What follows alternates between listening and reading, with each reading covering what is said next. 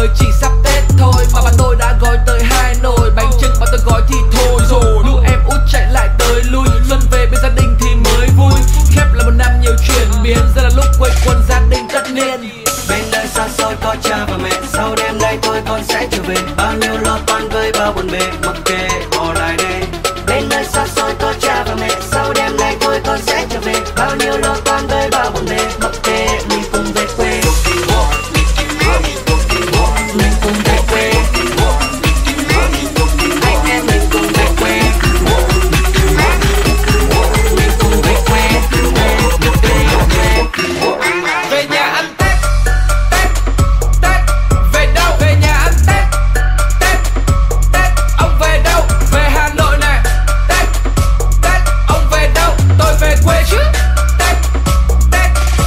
Về nhà ăn Tết, Tết, Tết. Về đâu? Về nhà ăn Tết, Tết, Tết. Ông về đâu? Về Hà Nội này. Tết, Tết. Ông về đâu? Tôi về quê chứ. Tết, Tết. Về nhà Ông về ăn Tết. đâu? Yo, tôi Việt Nam Miss chân chất. Ăn cơm Việt Nam rồi đón Tết Việt Nam, ở đây người ta gọi là nhất. Dù đi đâu